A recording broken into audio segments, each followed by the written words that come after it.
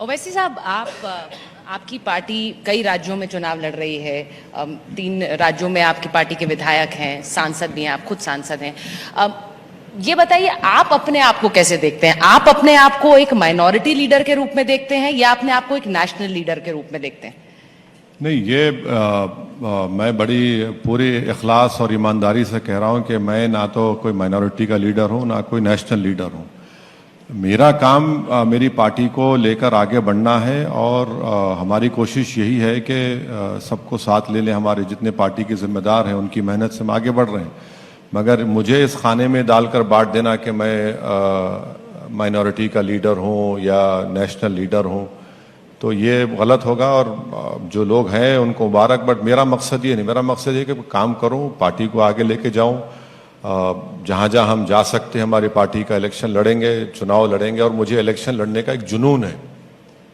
वो तो पता चल रहा है। हाँ, इलेक्शन लड़ने का जुनून है, वो पता चल रहा है, क्योंकि इस वक्त ओवैसी साहब की पार्टी 8 राज्यों में अपनी सियासी जो पकड़ है वो बनाने की तरफ है, क्योंकि आपके विधायक और सांसद हैं।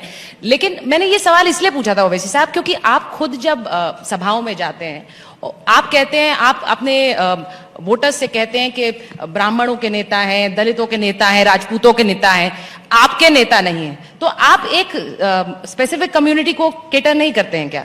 तो मेरा मकसद ये है कि भारत की राजनीति की एक तल्ख हकीकत है, एक सच्चाई है कि हर समुदाय का, हर कास्ट का, हर बरादरी का एक नेता है, चाहे वो किसी पार्टी में हो, रूलिंग पार्टी हो या पोजीशन हो या दूसरी रीजनल पार्टीज हो।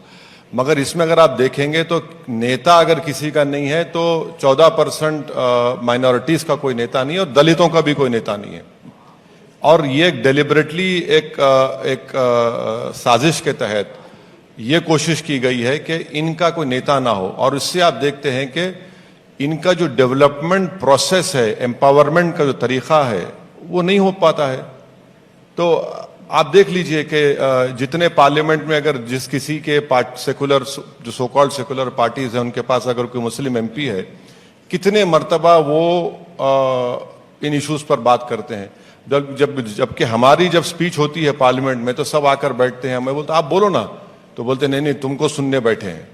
मतलब क्यों नहीं बोलते? नहीं, पार्टी हमारी नहीं बोलने देगी हमको। तो ये जो सेकुलरिज्म है ना, पॉलिटिकल सेकुलरिज्म को मैं कभी नहीं मानूंगा। संविधान का जो सेकुलरिज्म है मैं इसकी इज्जत करूंगा, उस पर जान भी कुर्बान करने करूंगा। मगर ये पॉलिटिकल सेकुलरिज्म को इस्तेमाल करके और दूसरी तरफ रूलिंग पार्टी की तरफ से जो नेशनलिज्म की बात करते हैं, बोले नहीं इसमें सब आ गए। सब कहाँ आते हैं इसमें? तो आप हर समुदाय को आप दे रहे हैं, आप लीडरशिप पैदा कर रहे हैं। अब मिसाल के तौर पर बिहार में अगर कोई नीतीश कुमार अगर किसी एक कन्विक्टेड मर्डरर को छोड़ रहे हैं, क्यों छोड़ रहे हैं? वो बड़े समुदाय के हैं, उनको इलेक्शन जीतना है। अगर बिल्किस बानो के कातिलों को छोड़ा जाए तो क्यों छोड़े? भाई वहां पे वो है। तो यही हम कह रहे हैं कि इससे भारत के लिए हमारी पॉलिटिकल